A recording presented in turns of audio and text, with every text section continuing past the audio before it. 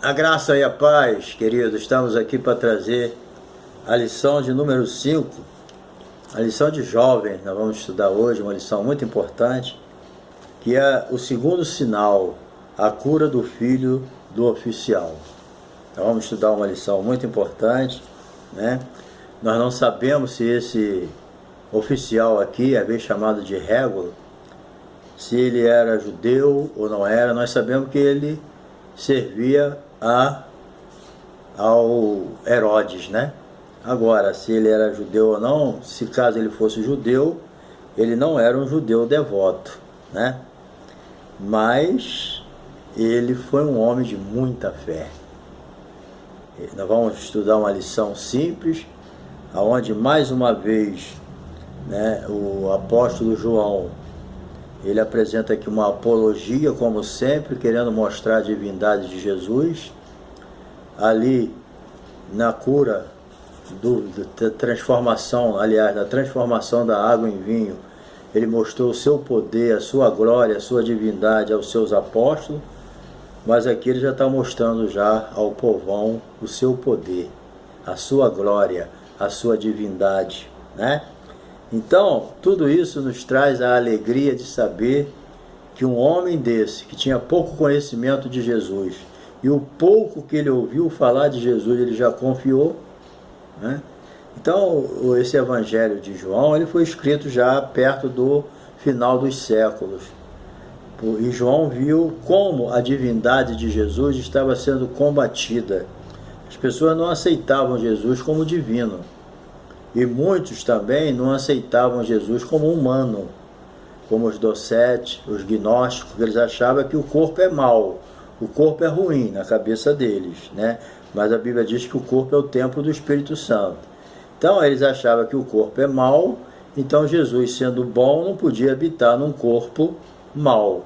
Então essa questão de que Jesus habitou num corpo humano, isso é falso, eles não acreditavam. E o outro lado, né, além de não acreditar na humanidade de Jesus, também não acreditavam na sua divindade. Então João já escreveu esse livro para mostrar a ele que Jesus era divino, né, mostrando através dos seus milagres, né, mostrando através das suas atitudes, do seu poder, para combater essa heresia que não aceitava a divindade de Jesus. E no Evangelho de João, o terceiro agora, isso no Evangelho de São João, agora na primeira epístola de João, ele já mostra ali a divindade, a humanidade de Jesus. Ele fala, quem não crê que Jesus veio em carne é um herege. Então, tudo que o apóstolo João escreveu foi tudo que ele observou, orientado pelo Espírito Santo, a respeito dessas heresias que surgiam em relação à pessoa de Jesus, divindade e humanidade. E os milagres, os 7 sinais realizados por Jesus, aqui escrito por João, tem a finalidade de revelar a sua divindade. Entendeu? Jesus, sempre eles citam Jesus mostrando a sua glória. É uma bênção, né? E também agora, aproveitando, nós fizemos aqui essa introdução, vamos entrar na lição, o assunto é o mesmo, continua. Nós vamos aqui te fazer um pedido, como sempre, né? Se você não se inscreveu em nosso canal, aproveita aí, nos ajuda a continuar divulgando a palavra, clicando aí do lado direito, está escrito aí, inscrito, né? Você toca aí nessa palavra inscrito e você está inscrito no nosso canal, tá? É simples assim, você não vai usar caneta, você não vai usar nada. Alguns me perguntam, como? Clica aí em inscrever que você está inscrito, ok? Então, nos ajuda aí a continuar a divulgar a palavra. Estou feliz aí com a tua presença, tá? Isso aí nos ajuda muito. E também, você também pode dar o seu like se você gostar do vídeo, compartilhar com seus amigos, seus grupos, dar um toquinho no sininho para receber novos vídeos, né, notificações, avisos que chegou novos vídeos. Eu tenho uns 400 aí ou mais para você assistir. Dá um toque em cima da minha foto ou do meu nome, que aparece aí todos os vídeos que eu tenho. E quando parar um pouquinho, tu clica em vídeo, na palavra vídeo, vai mostrar mais ainda, tá bom? fica à vontade, porque nós não temos só da escola dominical, temos outros estudos muito bons, que vai servir para você, tá bom? Deus te abençoe. E eu, nesse trimestre, eu tô para apresentar mais alguns livros, né, que está no computador, vou mandar imprimir direitinho, mas eu estou com esses 4 aqui da minha autoria. O Cristão, a Igreja e o Mundo. Um livro muito bom, você pode dar até para novo convertido e tudo, tá? E eu tenho o Subindo os Degraus da Fé. Esse livro é muito bom também. Você pode dar até para quem não é crente.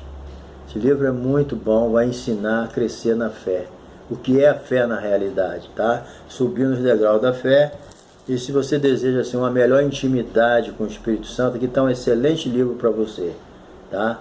Esse livro aqui é Penetrando nas Profundezas do Espírito. Vai te ajudar muito na tua comunhão com Deus. E o batalha espiritual que todo crente enfrenta quando aceita Jesus. Aceitou Jesus, arrumou um inimigo, o diabo. Então a nossa luta não é contra a carne nem contra o sangue. Aqui tu vai aprender muito sobre batalha espiritual. E você que já é inteirado vai te ajudar, tá bom? Então, como você consegue esses 4 livros, o que você desejar? Bem, você pode conseguir pelo Pix, certo?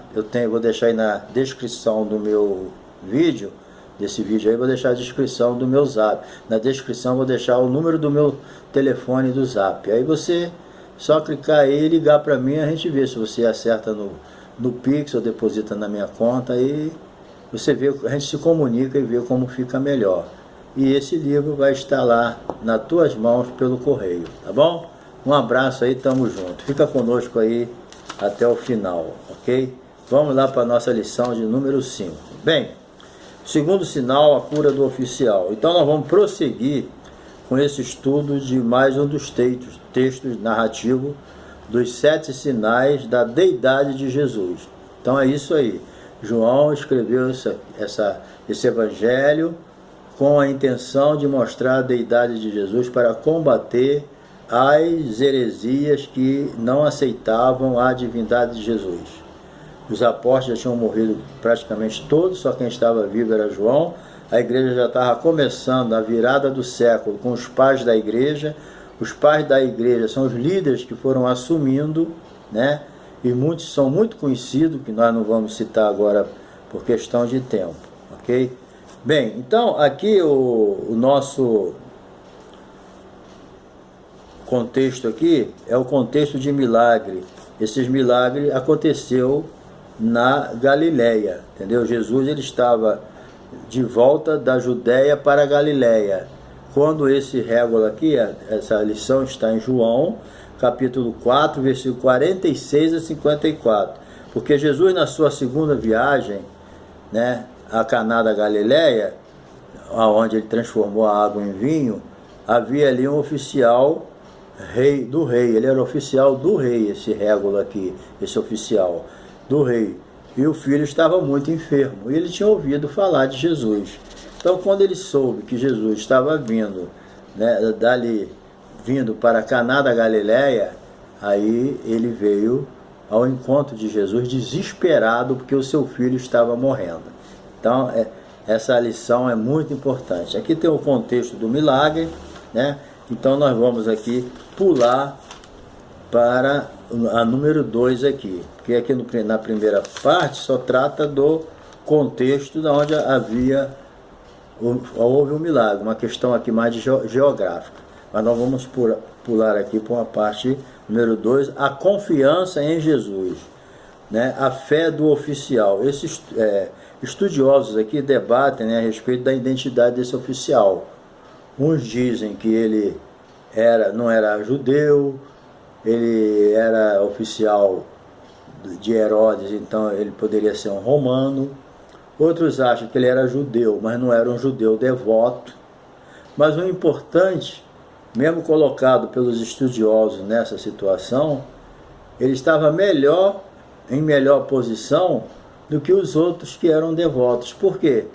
Porque os outros não aceitavam a Jesus, não criam em Jesus, viviam até pedindo sinal a ele. Inclusive os fariseus, os saduceus, né, os escribas, que eram os doutores da lei, eles não levavam fé em Jesus, muito poucos, como no caso, né, daquele que foi visitar Jesus, certo? Nicodemos e outros, mas não foi muitos não, foi muito poucos aqueles que procuraram a pessoa de Jesus acreditando nele. E esse homem aqui, né, que não tinha muita intimidade com o clero judaico, que a Bíblia não identifica nada disso.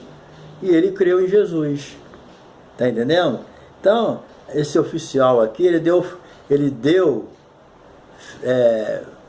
uma vantagem de fé muito grande sobre aqueles que deveriam crer.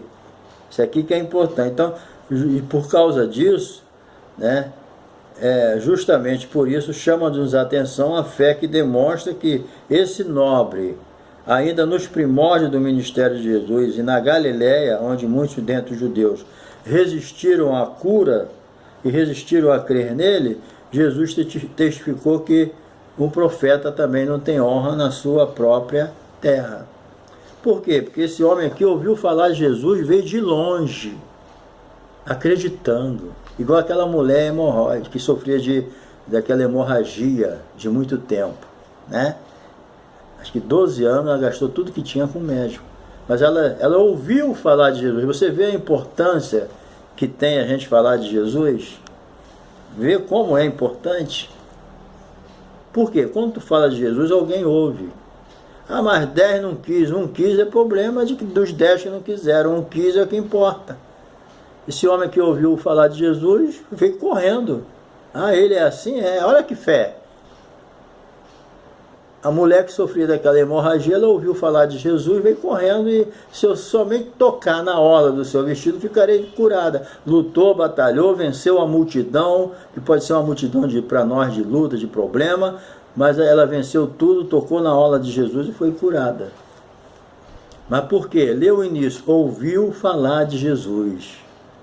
E outra coisa, Jesus testificou aqui, na sua própria pele, que um profeta, ele não tem honra na sua própria pátria. Lá em Nazaré, ninguém ligava, mas esse aí não é o carpinteiro, filho de José, Maria, os seus irmãos não estão até hoje conosco? Quem lhe deu tanta sabedoria? Que negócio é esse? Por quê? Porque eles conheciam Jesus desde pequeno. Então Jesus mesmo testificou que não há profeta sem honra a não ser na sua própria terra. Às vezes você é usado por Deus, mas na sua terra você não consegue, porque as pessoas estão sempre lembrando do teu passado. Pô, mas isso aí não é aquele cara que fazia isso e isso? Isso aí não era um traficante, isso aí não era um bandido, isso aí não era um adulto, isso aí não era um 7-1. Mas agora ele é outra pessoa. Paulo não era um perseguidor da igreja e depois não passou a ser o perseguido? Então Deus muda as pessoas, mas Jesus testificou uma realidade que acontece hoje. Não há profeta sem honra na sua própria terra, certo? O evangelista Mateus, ele disse que o próprio Jesus, né, não pôde realizar muitos milagres em certos lugares por causa da incredulidade deles. Você pode ler lá em Mateus 13:58. Teve lugar que Jesus não pôde curar ninguém. Por quê? Porque ninguém acreditava nele. Está entendendo? Então a vida é assim, querido. Agora, quando alguém não acredita em você num lugar, vai para o outro. Se alguém não acredita em você, vai para outro. Se uma família não acredita em você, vai para outro. Se você é de Deus, Deus te usa. Agora, Deus, os sinais, os milagres, as conversões que vai operar através da sua palavra é só na vida daqueles que creem no que você está dizendo. Se alguém duvida, ele não recebe a bênção. Aí é problema de quem não recebe. Jesus não quis saber, não quer não? Eu vou para outro. E Jesus falou, entrou numa casa, não recebeu a mensagem, sacode o pó, sacode a poeira e vai para outra. Não fica perdendo tempo com quem não quer. Certo? Porque tem muita gente que quer. Ouviu, entendeu? Tudo isso? Isso aí é importante. Então o obstáculo, o escritor em Hebreus, ele diz, né, afirma que Jesus é o mesmo ontem, hoje e eternamente. Jesus não mudou. Ele é o mesmo. Deus é o mesmo, o Espírito Santo é o mesmo. Entendeu? Contudo, ele não mudou. E por que em muitos lugares não acontece milagre? Contudo, a falta de fé nos impede de receber mais de sua graça, poder e milagre. Então, o racionalismo, presta atenção nisso. Você que vive envolvido numa faculdade, né? Você que vive envolvido no meio de pessoas intelectuais, você que vive envolvido em trabalhos dessa natureza, você entenda essa lição que vai ser muito importante para você. Os racionalistas solapou a fé de muitos crentes no século XIX, no século passado, com o surgimento do liberalismo teológico, um movimento que negava o sobrenatural, procurava explicar racionalmente os milagres e enfatizava a historicidade de Jesus em detrimento de sua divindade. Então, esse pessoal aqui, eles quiseram negar o sobrenatural da Bíblia e aceitavam Jesus só como Jesus histórico, entendeu? Não aceitavam Jesus divino. Eles acreditam que Jesus existiu, tudo que ele fez, a sua história é verdadeira, mas ele não era divino e nem fazia milagre. Por quê? Porque eles procuraram tirar todos os milagres da Bíblia. Está entendendo? Então, vamos ver aqui o que diz o dicionário teológico do pastor Claudionor Andrade. O que ele diz sobre o liberalismo teológico. Ele vai explicar aqui o que é, em poucas palavras, é claro, o liberalismo teológico. Ele diz assim, tinha o objetivo, aliás, o objetivo dele, do liberalismo teológico, tinha como objetivo extirpar da Bíblia todo o elemento sobrenatural. Por isso que tem gente pregando aí sem fé, porque não acredita. Tem pregador e pastor que prega o liberalismo teológico. O milagre foi só naqueles tempos, é a mesma coisa. A Bíblia está cheia de milagres, está aqui escrito. Ah, mas isso não é para agora não. São sensacionistas, eles não crêem. Entendeu? E prega que os milagres foi só no tempo de Jesus. E se Deus te usa em milagres, ainda diz que você é milagreiro. Uma coisa que é o diabo que está usando. Só se tem um diabo bonzinho aí fazendo milagre. Eu nunca vi na Bíblia o diabo fazer milagre. É tudo falso. Na Bíblia não tem isso. Então não é o diabo que está curando por aí não. Quem está curando é pessoas que tem o dom de cura, dom de maravilha, conforme está lá em 1 Coríntios capítulo 12. São essas pessoas que se curam. E a pessoa não tem o dom de cura, mas Jesus falou, porão as mãos sobre os enfermos, curarão. Ele não tem dom de cura, mas ele tem fé. Está entendendo? Então nós não vamos entrar nesse detalhe agora, mas todas essas ideias de que hoje não tem mais milagre, querer tirar os milagres da Bíblia, isso que foi só para antigamente, fica fora disso, que Jesus continua curando muita gente hoje. São milhares e milhares de cristãos que são curados todo dia. Mas por quê? São especiais? Não, porque eles acreditam. Para ser curado é só crer. Não tem nada de... Deus não tem nenhum filho predileto. Todos os filhos de Deus são iguais. Ele cura só quem crê. Entendeu?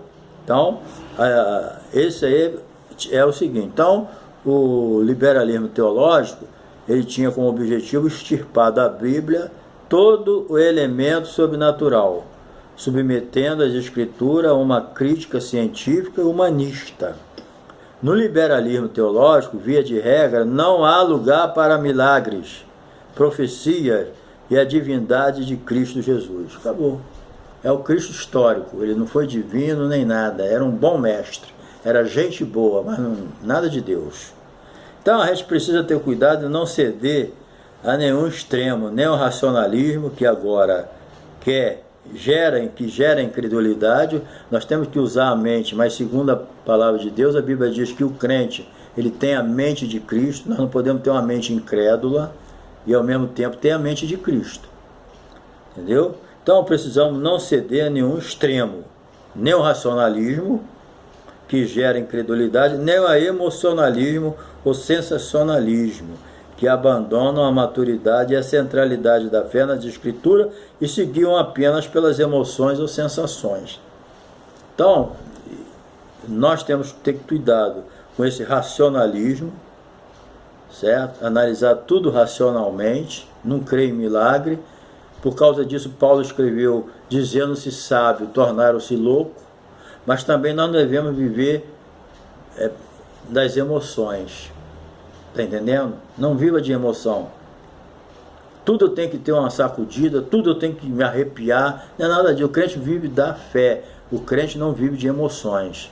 Eu creio em milagre, creio no poder do Espírito Santo, sou pentecostal, creio no batismo com o Espírito Santo com evidência de falar em línguas, tenho os dons espirituais, mas tudo é pela fé.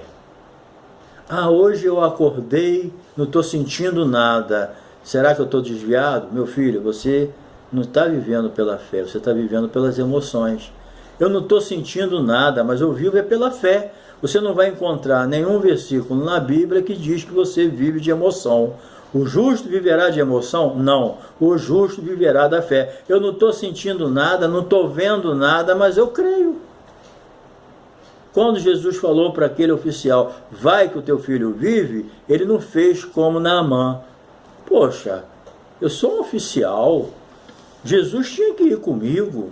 Ele não podia fazer, vai para casa que eu não vou não, vai que teu filho vive. Pô, não é assim e tal. Não, ele foi humilde e acreditou no que Jesus falou.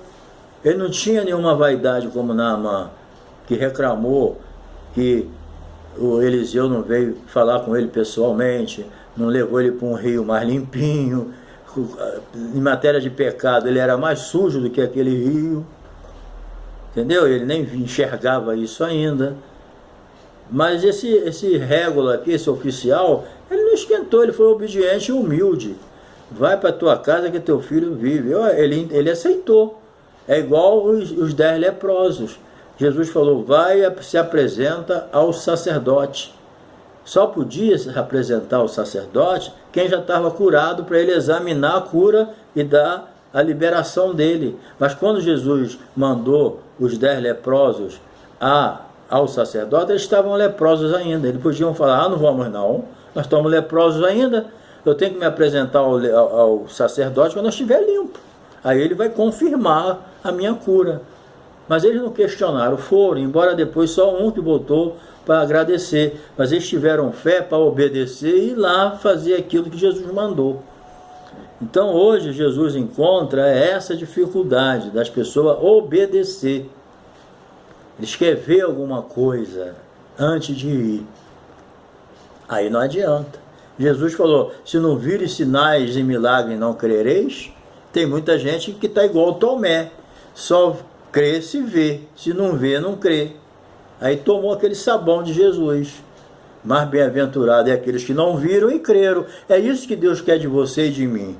Você não vê, mas crê. Isso você honra a Deus. Isso se chama fé. Bem-aventurado é os que não viram e creram. Então todo aquele que não viu, mas creu, ele vai ver. E essa fé honra a pessoa de Deus. Entendeu? Então é preciso, não viva de emoção. Tenha uma fé forte dentro de você. Eu não estou sentindo nada, mas eu creio no que a palavra diz. Amém, acabou. Entendeu? Não precisa de movimento, é o que está dentro de você. Se o movimento vier, melhor ainda. A emoção é uma coisa gostosa.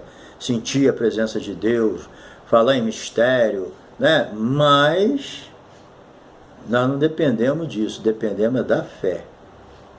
Certo? Então, as nossas experiências são importantes. Não vamos desprezar as experiências, de jeito nenhum. Quando Deus permitiu que Davi fosse a presença do rei Saul para enfrentar o Golias, o que valeu ali? A experiência de Davi. Mas você, um moleque desse, vai enfrentar o Golias? Olha, uma vez um leão veio comer minhas ovelhas, eu matei. Um urso veio, eu matei. Então, quem mata um urso, mata um leão, pode matar um homem também. Então você vê que Davi tinha experiência. E essas experiências animou ele. Ele pensou, se eu matei um leão e um urso, por que eu não posso matar esse incircunciso que está há 40 dias zombando do exército de Deus? Davi enxergou até além, né? Ele viu o exército, o Golias zombando. Era o diabo usando o Golias para zombar de Deus através do seu exército. Todo mundo com medo, Saul fora da direção. Davi foi lá e matou o Golias, porque ele já tinha experiência. Então, a experiência que nós temos boa com Deus, ela nos anima a enfrentar os problemas do momento. Talvez se Davi não tivesse a experiência de matar o urso e o leão, talvez ele não fosse tão animado para enfrentar aquele gigante. Está vendo como é importante? Então, querido, o mesmo Deus que te tirou da tribulação do passado, Ele vai te tirar dessa tribulação agora também. O mesmo Deus que te deu vitória no passado é o mesmo Deus do presente. Jesus é o mesmo ontem, hoje e eternamente. Acabou, entendeu? Então, o verdadeiro pentecostalismo, certo? Está firmado nas Escrituras, no poder de Deus. Toda emoção religiosa é bem-vinda, lógico, quando originada na fonte por ação do Espírito Santo. Qualquer emoção, qualquer alegria vindo de Deus é bênção. O que a Bíblia diz? A alegria do Senhor é o quê? A nossa força. Emoção gostosa. Então vamos para a parte final aqui. A fé, convicção e atitude. O oficial creu e foi. E nem eu já disse, entendeu? Ele não ficou não, senhor, não é assim, nada, ele aceitou o que está escrito, nós temos que aceitar também. Sempre que recebemos uma palavra vinda de Deus, precisamos agir pela fé para que experimentemos o poder divino. A verdadeira fé produz em nós convicção, disposição para a atitude que não tem explicações racionais ou cartesianas. É o seguinte, tudo aquilo que você explicar não é milagre. Tudo aquilo que tem lógica não é milagre. Entendeu? Se a pessoa tem um caroço enorme aqui na cara, após a oração sumiu, qual é a explicação que tu tem? Nenhuma. A explicação é que foi um milagre, Deus tirou, acabou. Não tem como explicar. A pessoa tem um braço menor do que o outro. Na hora da oração o braço vai crescendo, fica igual ao outro. Qual é a explicação da ciência? Os médicos dizem, não sei o que houve. Como uma irmã estava contando há poucos dias, ela foi curada do câncer, ela estava com câncer, o médico falou, vai para casa para morrer em casa. E ela foi, mas chegou em casa, ela foi para a igreja, e lá na igreja oraram por ela, ela ficou curada. Aí voltou ao médico, o médico falou, eu não tenho o que explicar. Ontem a senhora, um dia desse, a senhora estava com câncer e ia morrer, hoje a senhora não tem nada e não vai morrer. Eu não tenho como explicar isso. É milagre, falou para ela. Então, milagre não se explica. Se tem explicação, tem lógica, não é milagre. Entendeu? Então, a gente precisa ter isso. Então, o oficial não tinha nenhuma evidência de que o milagre havia ocorrido, mas ele foi. Deus falou, vai, Jesus falou, vai que teu filho está curado. Ele tinha alguma evidência, alguém ligou para ele pelo celular e falou, teu filho está curado. Não, nem existia isso naquele tempo. Ele foi porque creu. Ele não viu nada com os olhos, nem ouviu, só ouviu a palavra de Jesus. O que a Bíblia diz? A fé vem pelo ouvir. E ouvir o quê? A palavra de Deus. Ele ouviu a palavra de Deus saindo da boca de Jesus, ele acreditou e foi. E chegou lá, confirmou com a sua família, foi o mesmo horário que Jesus falou. Está entendendo? Isso aí corroborou para ele ganhar toda a família para Jesus. A Bíblia diz que todos creram. Está bem claro aqui, ó. Aqui, ó. Entendeu, pois, o pai que aquela mesma hora que Jesus lhe disse, o teu filho vive, e creu ele e toda a sua casa. Então, quando você crê, você tem possibilidade de levar todos que estão em sua volta a crer. Quando tu descrê, tu tem possibilidade de levar em tua volta todos a ser incrédulos igual a você. Esse homem creu e por isso toda a sua casa creu junto com ele. Entendeu? Isso aí é que é importante. Ok? Esse é o outro exemplo da Bíblia que ensinam, né? Que pedimos alguma coisa ao Senhor, precisamos confiar. Nele está pronto para a atitude. Então, é isso aí. Vamos ver aqui o número 2, os heróis da fé. No registro dos heróis da fé, a gente vê que eles foram primeiro chamados porque agiram em obediência à ordem de Deus. Entendeu? Quando Deus falou com Abraão, sai da tua terra e vai para a terra que eu te mostrarei. Ele saiu sem saber para onde ia, mas creu no que Deus falou. Isso é o quê? Fé. Ele falou, não, Senhor, eu tenho que saber para onde eu vou. Não, Deus mandou sair, eu vou. Mas não, é problema de Deus agora. Agora a minha vida é com Ele. Ele mandou sair, eu saí. E depois vocês viram quem foi Abraão? Hoje ele é considerado o pai da fé. O Novo Testamento, nem o Velho, o Novo Testamento exalta a pessoa de Jesus, de Abraão. Por quê? Pelos atos de fé. A fé é assim, querido. A fé alegra o coração de Deus, fica feliz quando alguém crê nele de todo o coração, como Abraão, como Moisés, como muitos hoje, no tempo que nós vivemos, estão crendo em Deus, entendeu? Então, isso aí, a Bíblia diz que o Moisés creu, né? A Bíblia diz que ele não quis mais ser chamado filho da filha de Faraó. Antes ele preferiu sofrer lá junto com o povo, entendeu? Ele passou pela prova, certo? Ora, a fé é o firme fundamento das coisas que se esperam, e a prova das coisas que você não vê. Se você vê, não precisa de fé, entendeu? Então a fé não é incerteza ou dúvida, mas a fé é uma virtude espiritual que gera prontidão de espírito e nos leva a agir de acordo com a palavra de Deus. É assim que funciona, entendeu? Abraão saiu sem saber para onde ia, né? Ofereceu Isaac também, e Moisés também se recusou, que nem eu já falei, a ser chamado a filha de Faraó. Moisés creu no invisível, entendeu? Crescendo na fé. A fé não é estática, entenda isso. A fé, ela é dinâmica, progressiva, certo? E a fé, ela cresce. Quando Pedro estava afundando ali na água, Jesus segurou na mão dele e falou: por que duvidaste, homem de pouca fé? Então, você tem fé, ela, cuidado que ela pode diminuir. Se você parar de ler Bíblia, parar de adorar a Deus, tua fé só vai caindo. E aquela mulher que estava com a filha endemoniada em casa, aquela grega, quando ela chegou ali e Jesus permitiu aquelas coisas só para provar a fé dela, e ela creu quando Jesus falou, né, que ele não podia pegar o pão da mesa e dar aos cachorrinhos. Ela disse que os cachorrinhos comiam do que caía, das migalhas que caía no chão. Jesus falou o quê? Mulher, grande é a tua fé, vai que tua filha vive. Ela está liberta. E ela chegou em casa, a filha estava liberta. Então, Jesus chamou ela o quê? De uma grande fé. Aquele centurião que creu em Deus, Jesus falou: olha, nem em Israel encontrei tanta fé. Aonde ele deveria encontrar fé, ele não encontrou. Foi encontrar naquele homem a serviço de Roma. Então, você está vendo? A fé não tem lugar predileto não. Aonde crê, ela está. É preciso que a gente entenda isso, entendeu? Quando aqueles discípulos não conseguiram expulsar aquele demônio quando Jesus estava descendo do monte, depois eles, frustrados, decepcionados, foram conversar com Jesus. Talvez: Jesus, nós fizemos tudo certinho, mas não deu certo, o que houve? Aí Jesus falou: ó, faltou o quê? Fé, oração e jejum. Faltou o quê? Uma consagração, uma dedicação. As pessoas que trabalham com expulsão de demônio, ele tem que ter uma vida dedicada, ele não pode brincar, senão ele perde a bênção e a fé. Entendeu? Bem, de igual modo, precisamos também crescer na fé, que produz uma confiança cada vez maior na pessoa de Jesus.